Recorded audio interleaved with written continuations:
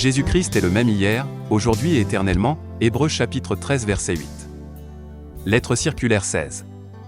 Janvier 1979. Je vous salue tous cordialement dans le précieux nom de notre Seigneur Jésus-Christ par cette parole du psaume chapitre 33 versets 8 et 9. Que toute la terre craigne l'Éternel. Que tous les habitants du monde tremblent devant lui. Car il dit, et la chose arrive, il ordonne, et elle existe. La parole de Dieu ne revient jamais à lui sans avoir accompli ce pourquoi il l'a envoyé. Tout ce qu'il dit s'accomplit. Tout ce que Dieu entreprend, il l'achève. Malheureusement, souvent nous nous faisons une propre représentation de ce que Dieu devrait faire. C'est pourquoi nous voulons prendre à cœur ce qui est dit dans ce psaume, c'est-à-dire, avoir la crainte du Seigneur afin qu'il puisse mener à bien son œuvre. Seul ce qu'il dit s'accomplit, seul ce qu'il a commandé subsistera. Les paroles des hommes sont sans force, alors que la parole de Dieu a une pleine autorité. Aucun des desseins humains n'a de valeur devant Dieu, aussi loyaux et bien intentionnés qu'ils soient. Il est écrit, les desseins de l'Éternel subsistent à toujours, psaume chapitre 33 verset 11. Nous devons nous appliquer à reconnaître la volonté de Dieu et nous efforcer de l'accomplir, et nous voulons nous écrier comme le psalmiste, « Lève-toi, Éternel, ô Dieu, lève ta main. » N'oublie pas les malheureux. Tu regardes cependant, car tu vois la peine et la souffrance, pour prendre en main leur cause, c'est à toi que s'abandonne le malheureux, c'est toi qui viens en aide à l'orphelin. Psaume chapitre 10 versets 12 et 14. Quelle merveilleuse parole! Car aucun croyant n'est assez fort par lui-même. Nous dépendons tous du secours de Dieu. Il voit les douleurs de notre cœur, il voit l'indigence des misérables, il prend garde à tout malheur qui atteint les siens, nous pouvons tout lui dire, car il nous comprend. Puisse-t-il se lever et tendre son bras puissant, car nous pouvons lui accorder pleine confiance. Plus loin, le psalmiste s'écrie, « Tu entends les vœux de ceux qui souffrent, ô Éternel. Tu affermis leur cœur, tu prêtes l'oreille » psaume 10 verset 17. Celui qui passe par de dures épreuves ne peut quelquefois pas saisir cela, et il s'écrie dans son découragement, « Le Seigneur ne se soucie pas de ces choses. » Et pourtant, la parole de Dieu demeure éternellement vraie. Il discerne et comprend les désirs des misérables, il écoute leur appel à l'aide et leur donne du courage. Il l'a souvent fait, et il le fera jusqu'à la fin. En rapport avec cela, nous pensons à la parole du prophète Ésaïe qui comparait les croyants aux aigles, lesquels ne sont pas soumis aux lois terrestres, et peuvent prendre leur essor vers les cieux. Notre vie rend témoignage de ce que nous sommes réellement.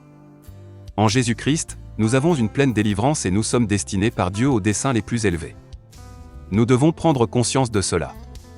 Dieu a pour l'Église une tâche particulière, c'est la continuation du service que Jésus-Christ a commencé, la proclamation du même évangile, du même message que Christ et les apôtres ont annoncé.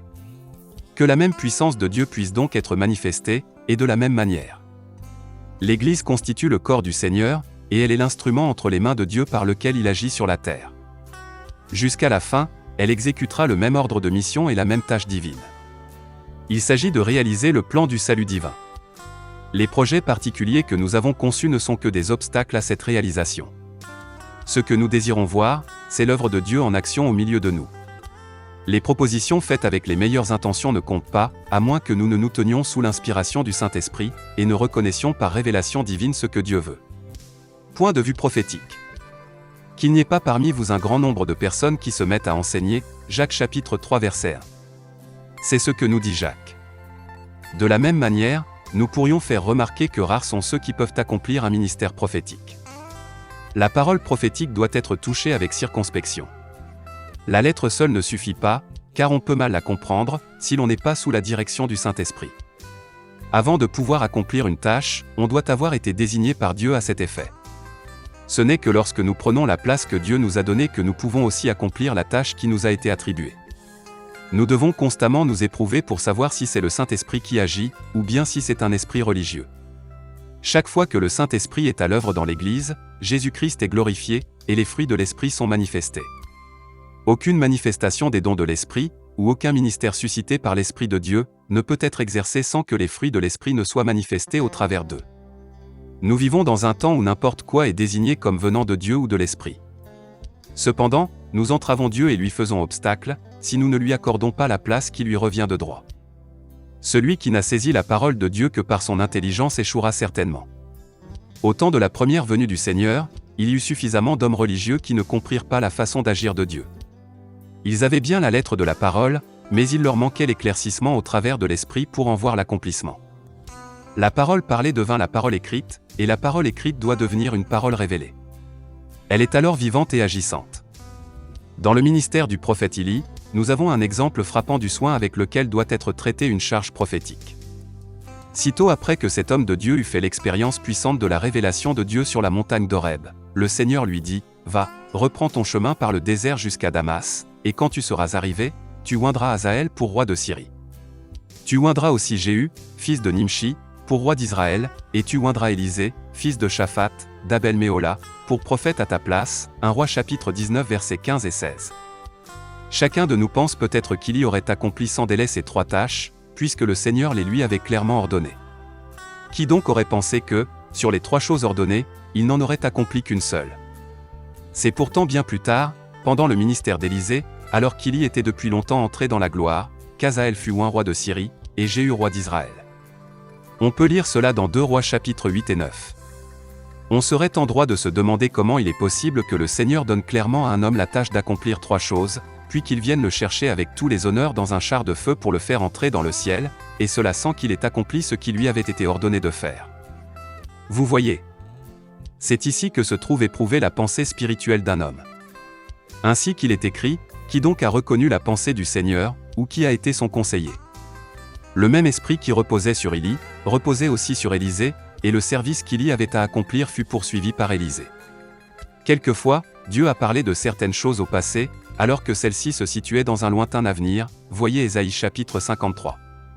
Chaque parole que Dieu a prononcée s'accomplira, bien qu'elle puisse s'accomplir d'une autre manière que celle à laquelle nous nous serions attendus sur le moment.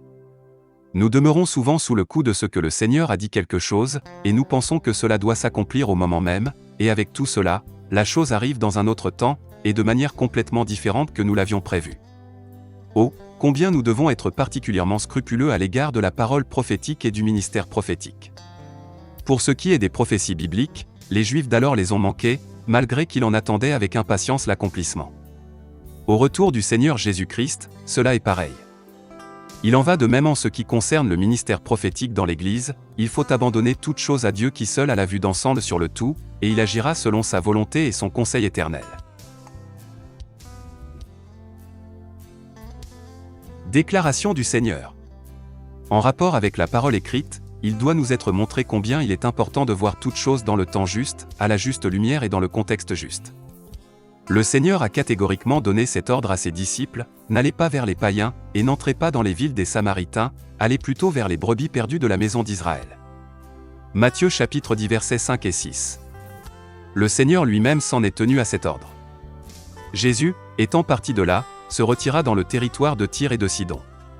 Et voici, une femme cananéenne, qui venait de ces contrées, lui cria, « Aie pitié de moi, Seigneur, fils de David.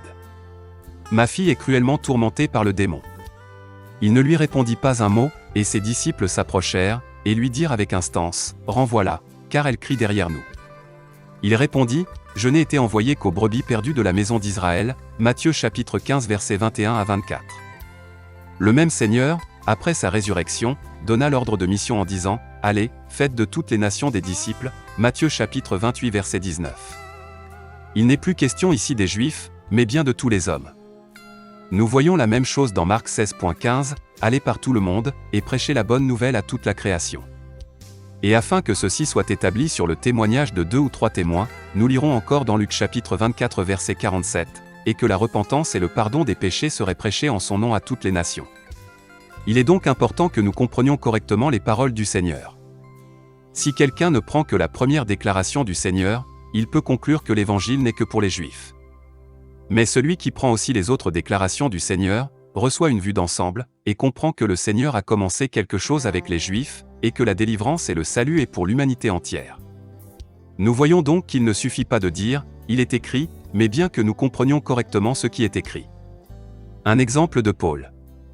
Les voies de Dieu pour le salut avaient été profondément révélées à ce grand homme de Dieu. Beaucoup de ces exposés sont encore aujourd'hui un mystère pour certains théologiens. Comprenons-nous ce qu'il veut dire en rapport avec les Juifs, lorsqu'il écrit « En ce qui concerne l'Évangile, ils sont ennemis à cause de vous, mais en ce qui concerne l'élection, ils sont aimés à cause de leur Père » Romains chapitre 11 verset 28. Qui peut comprendre cela? Les mêmes personnes sont appelées des ennemis et des bien-aimés de Dieu tout à la fois. La différence vient seulement du point de vue auquel on se place pour considérer une chose. Lorsque Paul parle des profondeurs de la richesse, de la sagesse et de la science de Dieu, nous pouvons comprendre un peu à quoi il pense. Combien les voies de Dieu sont insondables. Bienheureux l'homme de qui Dieu s'approche, et qui, éclairé par le Saint-Esprit, reconnaît chaque parole dans son contexte juste et de la bonne manière. En résumé, nous pouvons dire que le Seigneur assume la pleine et entière responsabilité pour l'exécution et la réalisation de ses desseins. Ceux qui pensent que frère Branham n'a pas fait tout ce que le Seigneur lui avait commandé feraient mieux d'aller se coucher, et d'abandonner tout cela entre les mains de Dieu.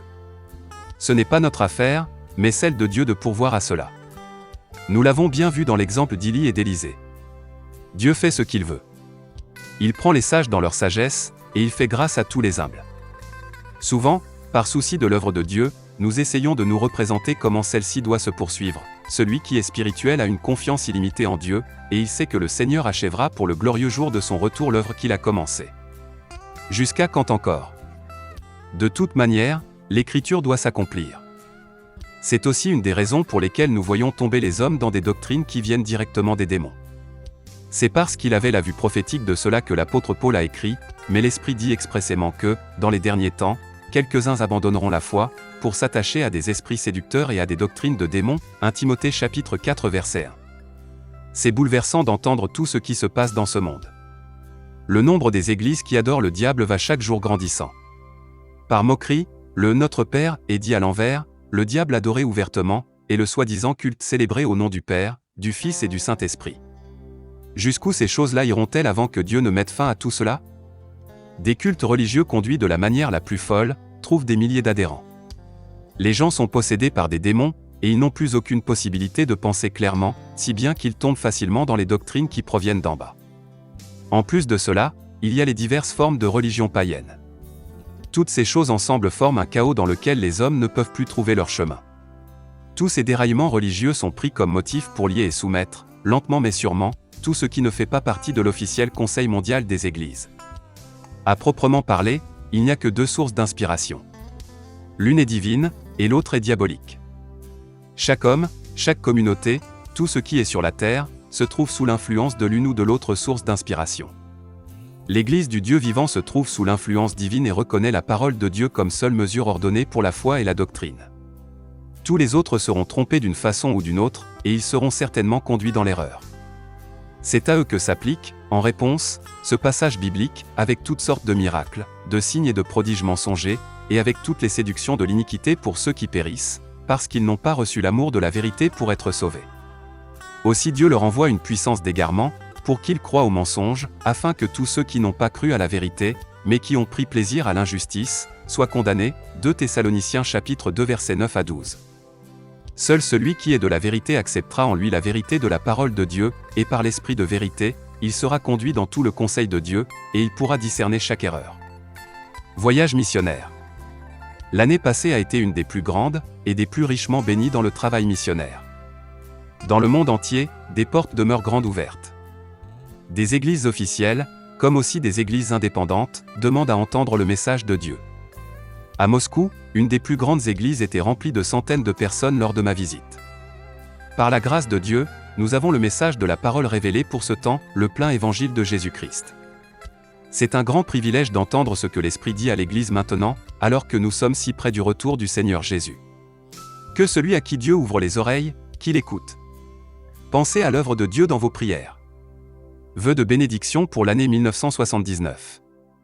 Il nous semble que le temps passe toujours plus vite, et nous voilà déjà au début de la dernière des années 70. En un clin d'œil, nous serons arrivés à la 80e année.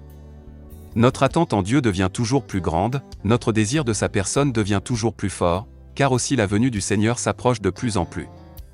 À vous tous qui aimez le Seigneur Jésus, et qui attendez sa venue, je souhaite les plus riches bénédictions de Dieu pour cette année 1979. Je veux aussi remercier de tout cœur tous ceux qui ont porté l'œuvre de Dieu dans leurs prières, et qui l'ont aussi soutenu de leurs dons. Que le Seigneur vous récompense richement. Nous voulons ensemble faire tout ce que nous pouvons pour que beaucoup de personnes entendent encore la parole de Dieu. Agissant de la part de Dieu. Frère Franck.